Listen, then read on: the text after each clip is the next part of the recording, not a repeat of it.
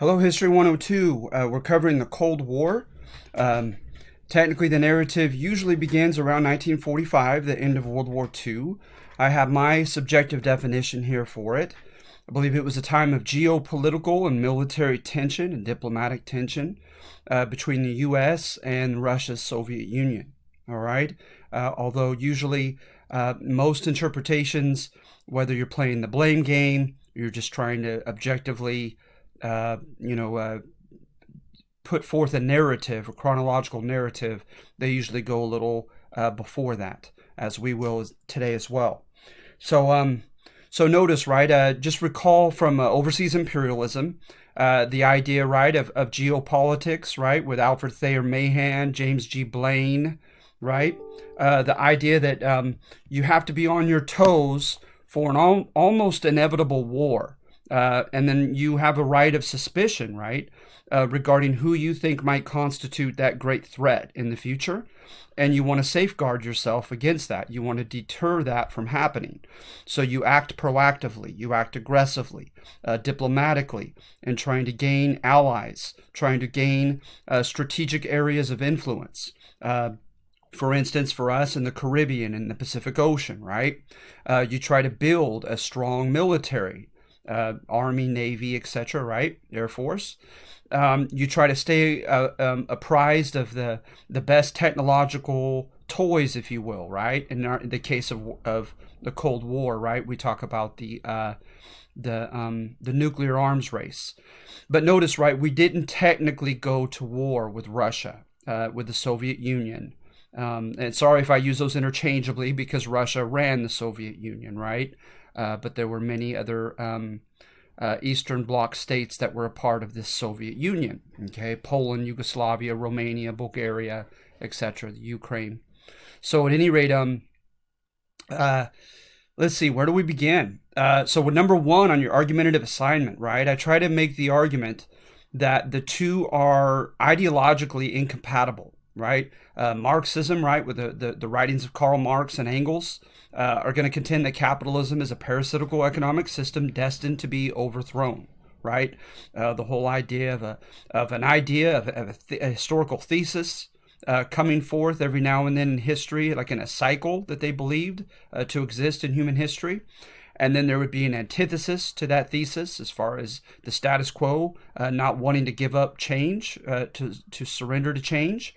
And then from that conflict, whether it be an actual conflict, political conflict, ideological conflict, will come a synthesis. And eventually, right, like they use Hegel's dialectic, that eventually society is destined to morph into a communist society, right? And the communism, I think of like John Lennon's Imagine song, right? A John Lennon, a hippie commune, if you will, type of communism eventually, in which there would be no need for government, no need for Big Brother, the state anymore. People would cooperatively share all things according to need, etc. But of course, right, with the writings as well as the writings of Lenin, who helped establish the Bolshevik Revolution in 1917 in Russia, they believed that it needed to be done in increments, that they certainly didn't want to do away with government, but just the opposite, right? You probably have heard terms like dictatorship of the proletariat. So they had means to get to that final destination eventually.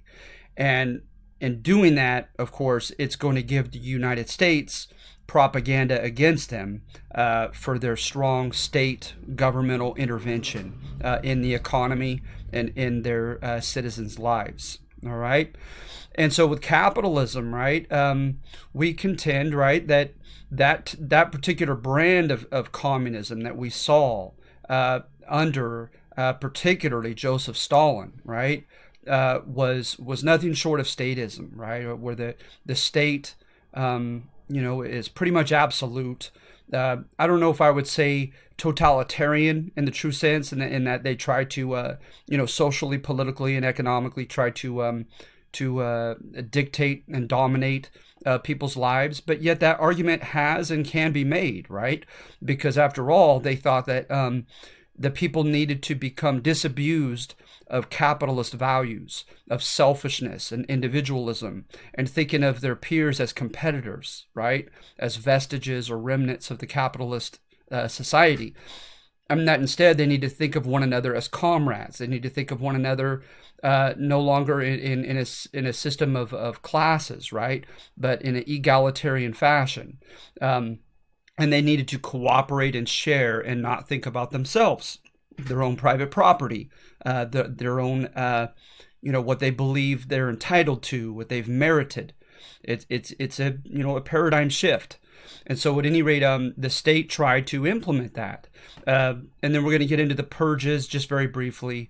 And so hence, with our capitalist society, rugged individualism in particular, right? The Bill of Rights, all those tended to be disregarded by Joseph Stalin at one point or another during his reign of Russia and of the Soviet Union. So then also, you could play the blame game, right?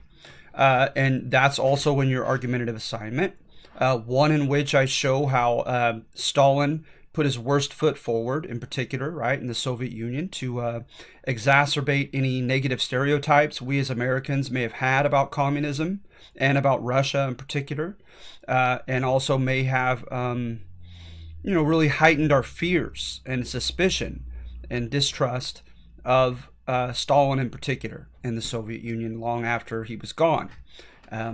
So at any rate, Wilson, right, his administration, he sent thousands of troops to Vladivostok, Russia, and allegedly to defend an American railroad. But it was during the civil war of the white shirts and red shirts amidst the Bolshevik Revolution, and it just didn't look good, right? It looked like an imperialist intervention in Soviet affairs. Of course, we did not initially, recognize the new Bolshevik government when they had, Tsar Nicholas II and his family murdered and established, an anti-capitalism system. And so pulled themselves out of World War I, etc. And so we did not give them anything approximating a warm welcome, but you might say the antithesis of that. Stalin, for his part, right, he initiated purges. I'm sorry I don't have the stats here available. At one time I was somewhat familiar with Soviet history more intimately, but he had killed or arrested or put into gulags, their infamous Siberian prisons and work camps, just thousands of his own people, and in particular his own military command. And of course they tie that, great man history-wise, to his personality, the paranoia, etc. He very likely murdered his own mother and had a son literally murdered. You could definitely villainize this man looking at his biography. And then also land grabs during World War II, right? He is going to, and not to mention, what I want to just briefly add to the purges, etc., right? Because notice I'm doing this very superficially. You have people like Trotsky, Lenin, who seem to be a little bit more idealistic than Stalin. They more often quoted the works of Karl Marx and Engels. They used terms that were found in there. They had policies, even when they did their policies of syncretizing or blending capitalism and, quote, socialism. They still had a clear platform as to why they were doing it, their destination of communism in mind, right? And so that their argument in the dialogue, the discourse, was arguably ideological. It was like, where do you stand? Are your views in line with those of Karl Marx?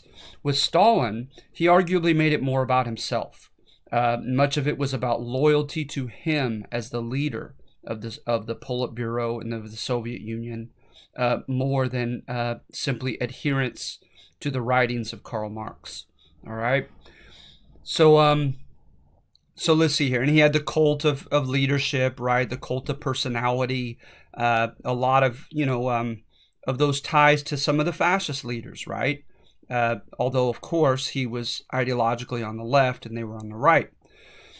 So let's see here. During World War II, as you may recall, he initially had cut a deal with Hitler himself and parceled out Poland and Finland while Hitler was initiating his lightning warfare in 1940, and collaborated with him. He only became an ally inadvertently when Nazi Germany, when Hitler betrayed their compact and invaded Russia. And not to mention, right, during the war, you have evidence of him making some kind of informal deals with Winston Churchill about, kind of quid pro quo fashion. All right, Churchill, you can go ahead and stay in Greece with your influence there. I have in mind Finland and Poland, right, etc. And so he had imperialistic designs. He tended to show that, especially by the end of the war, right? Because as he began pushing the Nazi German army back westwardly, he began to, really show his hand in being coercive over states like the Balkans, right? Bulgaria and Romania and Yugoslavia, the Ukraine and these other areas, and Poland, he didn't give them much of a choice as far as the type of government they were fighting for. And as you may recall, with the Atlantic Charter, the Allies contended that they were fighting for basic human rights, and amongst them, right, Wilson's notion of self-determination for every country. And he seemed to be contradicting that, right? And at Yalta, supposedly he had given a verbal promise to President Roosevelt that he would allow, quote, free and fair elections in what would later be called the satellite countries that he had imposed his influence upon. And remember, it wasn't always just overt, where he sent in tanks, put in a puppet government, etc. Sometimes it was more subtle than that. But the Soviet Union is going to, in Russia in particular, is going to ensure that people in key ministries of the cabinets, the Communist Party itself, is going to be rather dominant in each of these countries, right? You see Tito in Yugoslavia and others who tried to kind of go their own way, right? The Czechoslovakian leadership at one point wanted to accept the Marshall Plan, and they met with Stalin, and what seems to be, by inference, have led to some perhaps threats. Czechoslovakia backed out of accepting the Marshall Plan. And so at any rate, like I said, there's evidence of that. And then it becomes very overt, like with the Hungarian revolt of 56, the Czechoslovakian revolt, I believe it was 67 or 68, where the Soviet Union, Russia in particular, is going to crush these rebellions, these protests. So at any rate, at Potsdam, the new president, right after the death of FDR, Truman, is going to come in and he's going to demand that the promises that were allegedly made at Yalta by Stalin be carried out, because of course he never carried them out. So let's see here. The Americans, for their part, however, in the Lend-Lease Act, we did not give nearly as many supplies to the Soviet Union as our ally, right, in need of our material help, as much as we did England. Of course, we contended that Port Archangel and some of the areas, the ports in Russia were frozen. They were more perhaps successfully defended and attacked by German submarines and the Navy of Nazi Germany.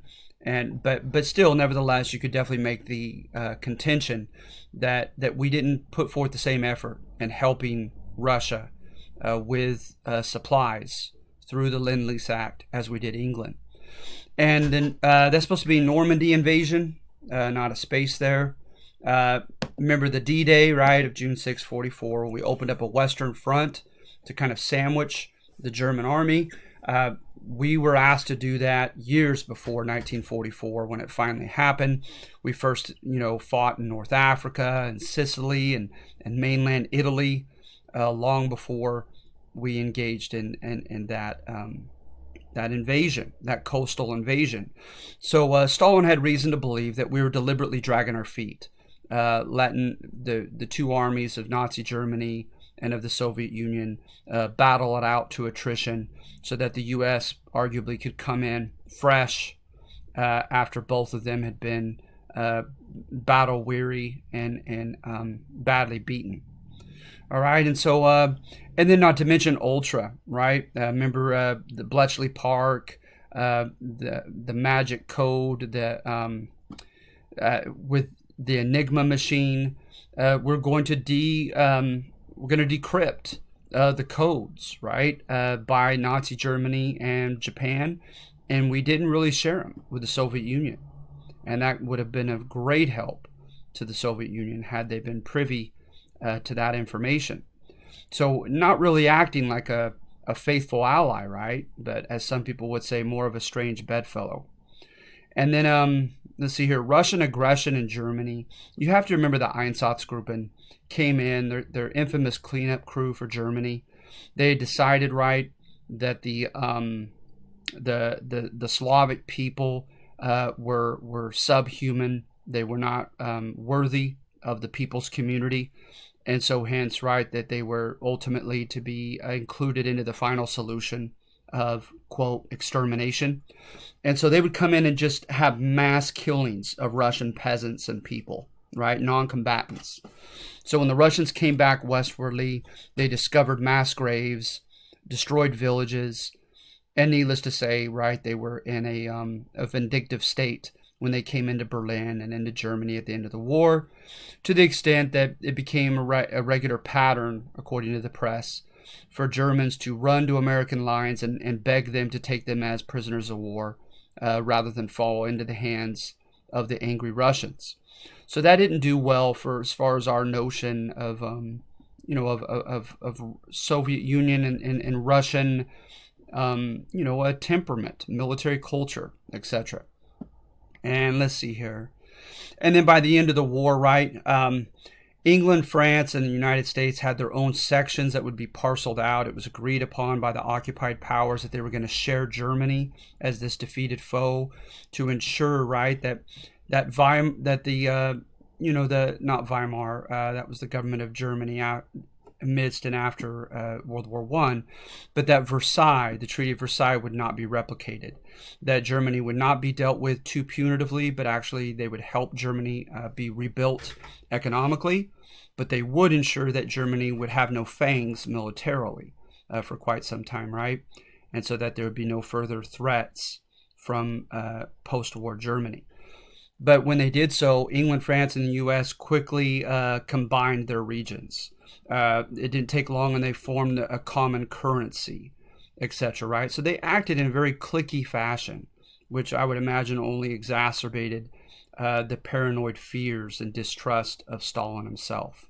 Right? That the capitalist countries of the West were against him and leaving him out. Let's see here. Great man personality.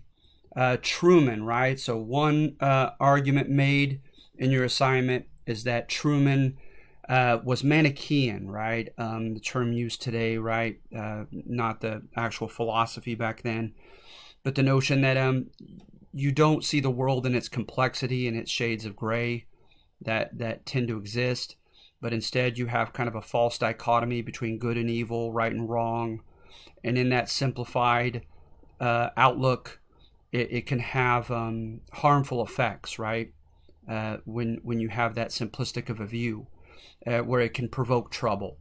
And so Truman, right, there's evidence that some look to support that part of his personality, his outlook, even a little man's complex within this man when they do biographies on him. And then I've already mentioned Stalin's alleged paranoia, right? So to what extent were those factors that contributed to the Cold War? Polarizing events. Look up PBS on the Cold War. Wonderful, wonderful documentaries.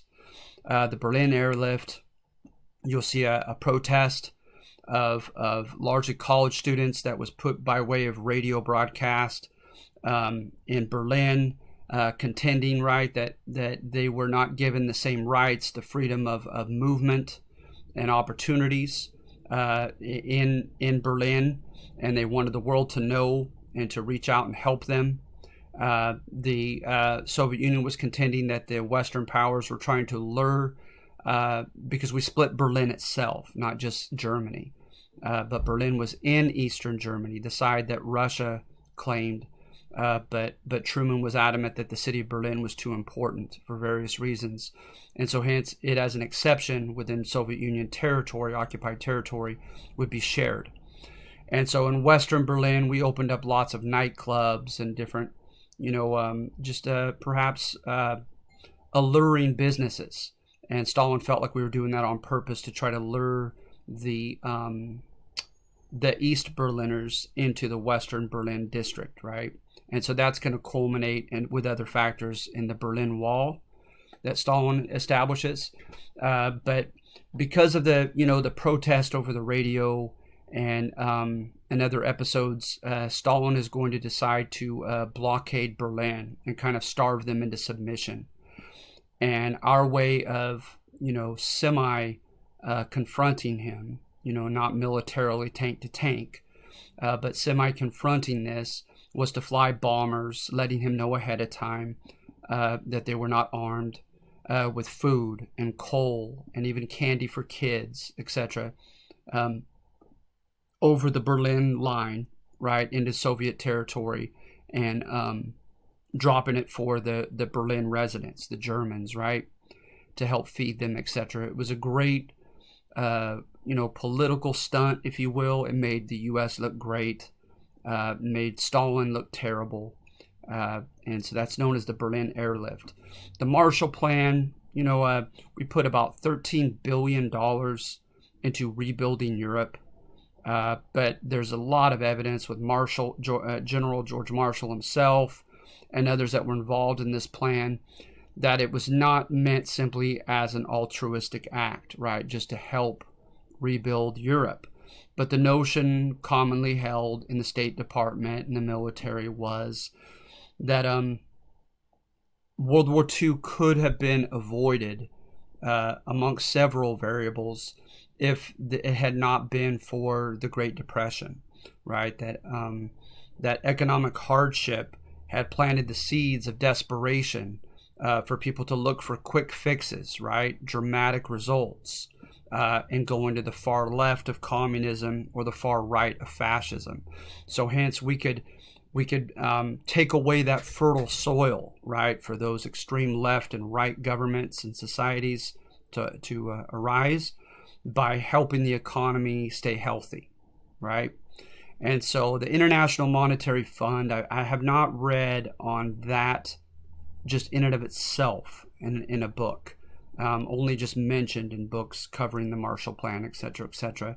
But there are almost conspiracy theories about the International Monetary Fund, right? That the U.S. again was not looking at this altruistically, but wanting to buy European allies, have them become indebted to American banks, etc. And but of course, in the short run, there were great instances of great assistance that the U.S. and this money gave to countries like Italy and Greece, etc. Then also, the CIA was established, and it was involved in the Italian parliamentary campaign. In Iran and Guatemala, we literally had the leaders, Mossadegh and shame on me, I've read a lot on the Guatemala episode, and of course the name is eluding me at this moment. Jacobo Arbenz Guzman, right? Arbenz. So Mossadegh and Arbenz, we had those leaders removed from power by force, right, or the threat thereof, and we simplistically stated that they failed the duck test. That while they may not have contended or admitted to being communist or Communist Party members, etc., If it looks like a duck and it quacks like a duck, it doesn't matter if it refuses to concede that it's a duck. It's a duck. And so, of course, what was what were some of the telltale signs they were looking for, right? For one is, quote, toleration or support of known Communist Party members in their cabinets and in their governments, right? And two, anything that smacked of land redistribution, which both of them, tinkered with. The idea of forcing big companies, right, to sell properties that they were not presently cultivating or using back to the government, so that the government can have some type of an allotment program of splitting it up into small plots and providing it availably to the common peasant people. So instead of looking at that, right, and just perhaps in light of social justice, some type of modern Robin Hood program, it was seen as being tantamount to communism, right?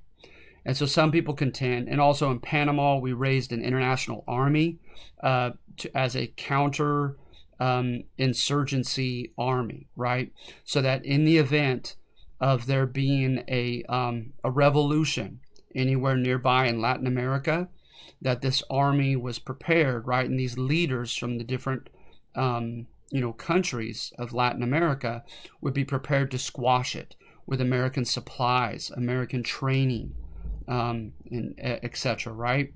And so that's something to think about, because an interesting book is by Walter Lefebvre called "Inevitable Revolutions," where he contended that we supported and even in some cases helped establish such inequitable oligarchies in Latin America, right? And you look at the Somoza family in Nicaragua, for instance, where a family and a small elite in some of these small Latin American countries owned most of the land, had all the political power, had a very a tyrannical military and even kind of a military police that did not adhere to political pluralism, didn't even allow some political parties to exist, much less run in competition with them in their national legislature for the presidential office, did not allow a hostile press to freely openly criticize the government, but instead your body and your family's bodies could be found on the side of a road. And so some horrible dictators, right, were tolerated and even supported by the United States. And for one reason, according to Walter Lefebvre, was money, money, money. You look at, certain key figures in our State Department, our CIA, etc., right? Like the Dulles brother, John Foster Dulles and Alan Dulles. They clearly had a conflict of interest, being involved with certain Standard Fruit and railroad companies that had economic incentives to want no revolution and no change, right? No threat to their profits in these countries, because they, by the way, had made quid pro quo agreements with the dictators, right? That we'll tolerate you as a dictator if you'll grant us the right to buy up as much of the good fertile land as possible in your republic. So hence, Honduras, known as the Banana Republic, etc.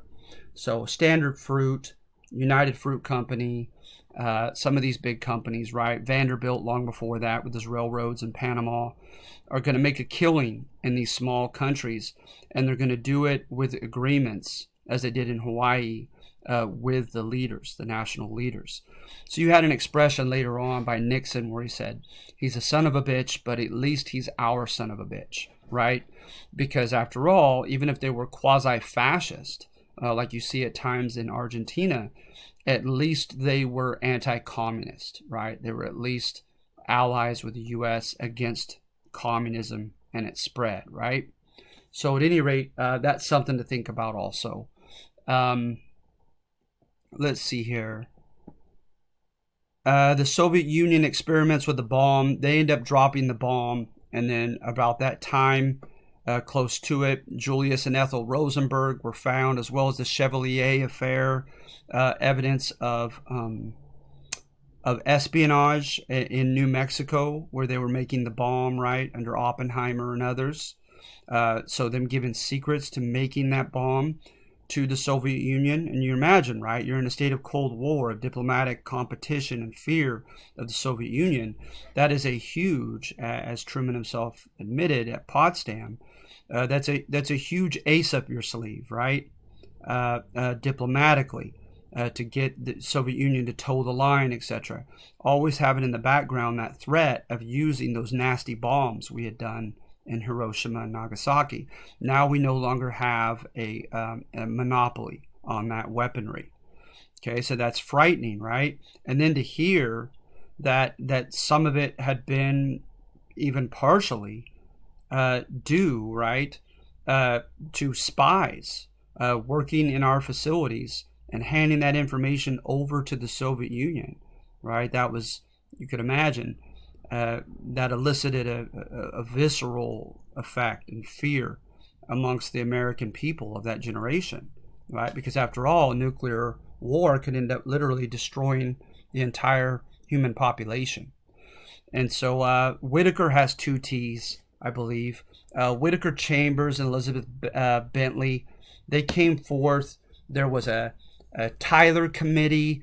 There was, of course, Joseph McCarthy's and committee and HUAC, the House Un-American Activities Committee.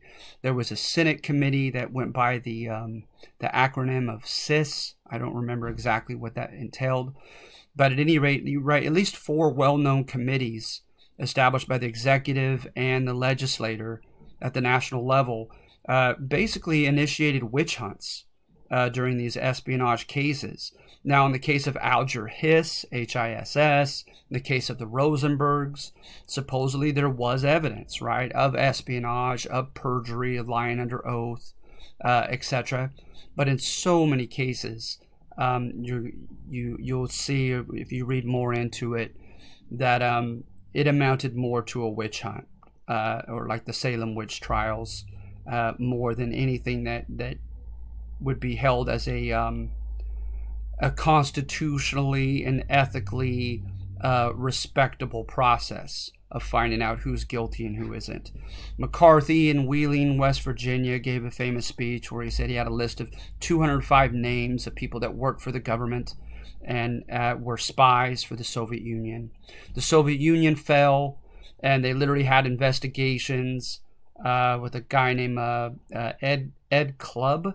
There was a professor, Leemore, who went before large committees contending that they deliberately, according to a diplomatic organization in China, deliberately sabotaged the hopes and the chances of our ally in China, our non-communist, anti-communist ally, Chiang Kai-shek, from winning. And so Mao Zedong is going to win, and China will become communist, right? So the Democratic Party in particular took a big hit for that, blamed for it. We established NATO, right? And NATO was a contingency military alliance of our allies just in case the Soviet Union fights us. So then and only then the Soviet Union established her Warsaw Pact, her equivalent to that.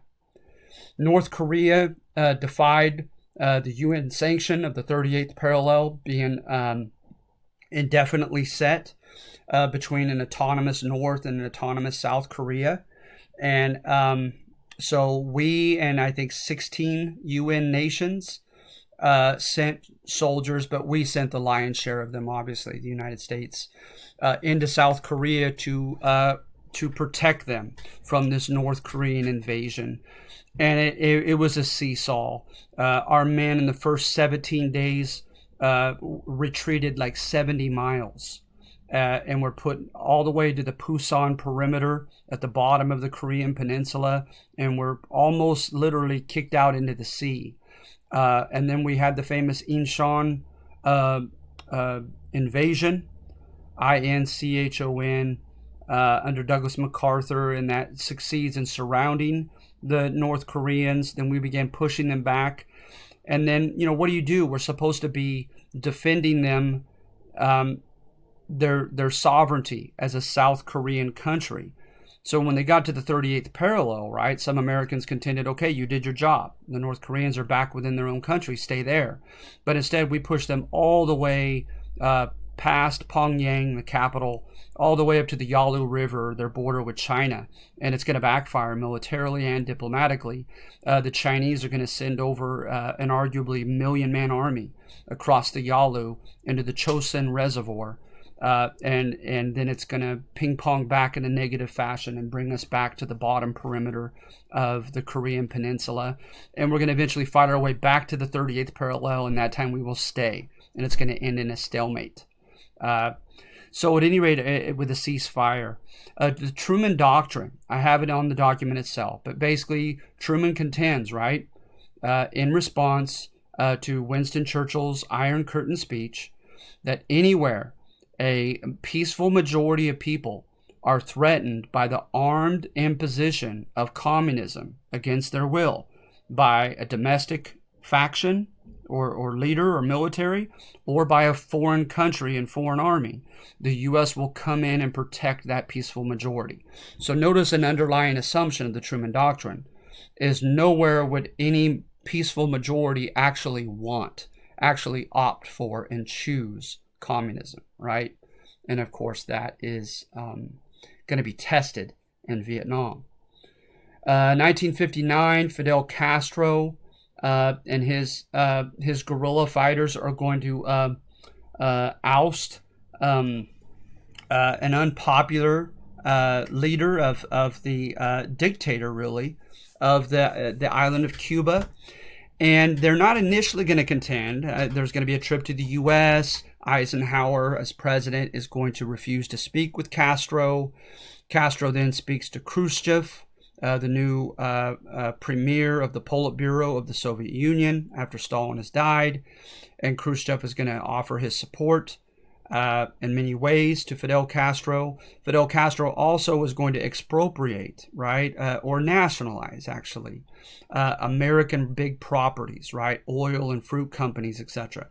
I hope I'm not wrong on this, if my memory serves me correctly. Expropriate, you force the people like eminent domain to sell back the property, right, at market value back to the government. Nationalize, you may or may not compensate them at all, and you may just confiscate it. So Fidel Castro did one of the two. I want to say he even nationalized some of our oil companies' properties. So they fought them, and they fought him in the courts, etc. They obviously didn't win, but they were a strong lobbyist group. So that's a factor that needs to be considered, with Americans turning a cold shoulder to him. But from the very beginning, his rhetoric sounded like he could possibly eventually fail the duck test, right? Of not being an overt communist, but being like one. But so eventually the leader Castro is going to contend, right, that he is a communist. His country has had and will initiate a communist revolution, and even has a formal agreement and alliance with the Soviet Union. And that's 90 miles off our coast. So yikes, right? So we initiate Operation Mongoose under Eisenhower. Kennedy inherits it and goes with it. And the Bay of Pigs invasion was a fiasco. We armed and trained, what was it, like 1,300? I mean, that's it. Like 1,300 Cuban immigrants who were pro Fulgencio Batista, the former dictator. They were for his regime. Because remember, he wasn't good on human rights, anything tantamount to the Bill of Rights, diversity of political parties, a free press, right? It was very oligarchic, the distribution of wealth and land ownership in Cuba under him. But he was friendly to America, anti-communist and pro-American business. And so hence, perhaps for those reasons, right, there was a lot of empathy for him and for the Cuban immigrants who were fleeing Fidel Castro's regime. So 1,300 of them trained from, and because a lot of them went to Florida and were given refugee status, they came back and tried to invade Cuba, and it was a fiasco. And primarily they were supposed to be given, according to the plans, American Air Force support, right? And at the last minute, President Kennedy felt he could not do that. He had been kind of pushed to the back of the wall, his back to the wall, regarding press conferences, etc. And he'd already given a public promise that he would not intervene with American soldiers into the sovereign country of Cuba, even if they were a communist Soviet Union ally. So he backed that support out at the last minute, and it was just a fiasco. They were captured or killed. Castro showed mercy to some of them, did it on television, right? Said he didn't understand why he, is like the little David, had big Goliath picking on him in the form of the Yankees of the United States, right? So after that, the Soviet Union is going to get caught bringing in weaponry and soldiers, thousands of soldiers, into Cuba. And in doing so, it's going to be discovered in the fall of 1962, and that's going to include aerial pictures of intercontinental ballistic missiles. And so they're gonna engage in very, very heated confrontation. Nikita Khrushchev of the Soviet Union and Kennedy, right? Remember, Kennedy had already been humiliated as a Democrat. He and his party had already been labeled as too soft on communism, too sympathetic toward communism by the Republican Party. So he had a chip on his shoulder and much to prove. And so he took a pretty strong stance, and that he formed a naval blockade, if you will, a cordon around the island of Cuba, and would not allow any more Russian ships to make it in there. And in at least one famous case, a couple ships came virtually nose to nose. And the Russians eventually turned the ships around. And in addition to a promise to evacuate the island militarily, get the intercontinental ballistic missiles out of Cuba, the Soviet Union, that is, right? That we agreed to get our missiles that we had. We had missiles in Turkey, and I think even Yugoslavia, facing the Soviet Union. And also we pledged that we would not invade the Cuban island. So it ended with a compromise, but people were very scared. We got up to a very high level of warning, where kids were regularly being told what to do in the event at school of a nuclear attack, right? As if they're hiding under their wood desks. We're gonna save them from a plutonium bomb. But at any rate, so that was known as the Cuban Missile Crisis. Che Guevara was a right-hand man of Castro. He's going to declare a third world revolution globally. He's going to end up getting caught.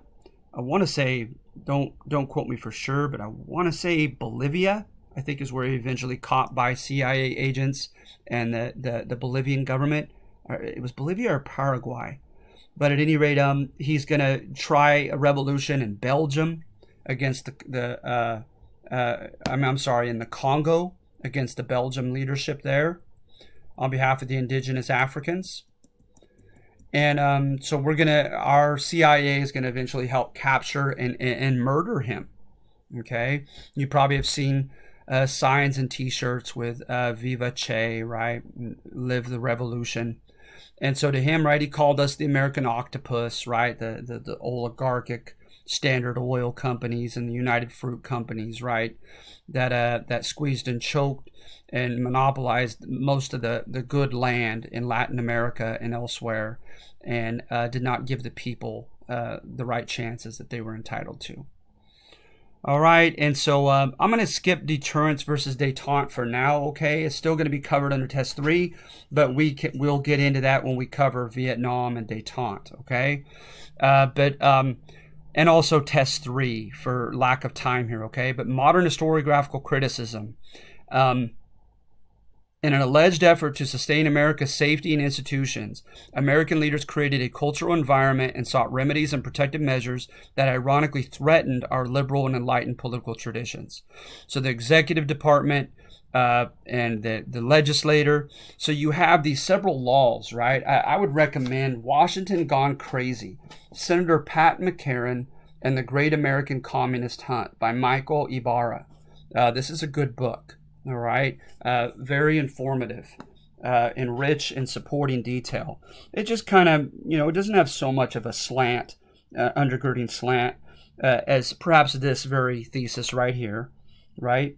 But just very good, rich chronology. But at any rate, he goes under certain senators, right, like Pat McCarran, certain executive orders, like Executive Order 9835, right? That did things like order communist, anybody who was a member of the Communist Party to register with the government, empower the government to suspend not only a visa, but even if it's been within the latest 5 years, even suspend citizenship from an immigrant who has had any evidence of joining a communist party in his or her own country of origin. Even a detention contingency power to the president that's scary. The ability basically to almost suspend habeas corpus, right? To have a body present and be told what you're being charged with and have a speedy trial, protective attorney, right? A trial of your peers. But instead, right, almost wartime powers for the president to take in those who are associated with radical groups and might be and there's reason to believe that they might engage in some type of sabotage against the government. And notice this is preemptively before they've even committed a crime, and to be able to detain them into camps, right? Kind of like what we did with the Japanese with the internment camps of 9066. So some scary stuff, right? Some of these policies by Congress, by the executive branch, right? Liar detection tests, right? What was it? 136 members of the in the executive were thrown out with the liar detective tests and other screenings right off the bat by Truman. By the way, some of this legislation Truman actually vetoed, and the predominantly Republican gung-ho Congress overrode his veto. All right, so he obviously didn't utilize it, but it was still scary, right? And then, like I said, with HUAC and others, look at their attack on Hollywood. Look at their attack on labor unions. Look at their attack on academia, right? And look at their attack on the State Department itself, right? As we mentioned, quote, the loss of China. They were trying to blame people for that, etc. And it gets kind of, ridiculously almost scary as far as the lack of due process and due diligence that was done, and just throwing out absolutely unsubstantiated accusations against, perhaps thousands, at least hundreds of people, for whom many of them, right, were eventually, like Owen Leemore, eventually exonerated because there was like virtually no evidence for these strong accusations. But as a professor and traveling speaker, his career was virtually ruined. Their reputation. There was a blacklist for those that were even tried, not convicted, but even tried in Hollywood, right? And threats if they were hired any longer as producers or screenwriters or actors, etc. It got very arguably scary. All right. So I hope this helps. We're going to do a Cold War Part 2. So you guys have a great week, okay? Take care.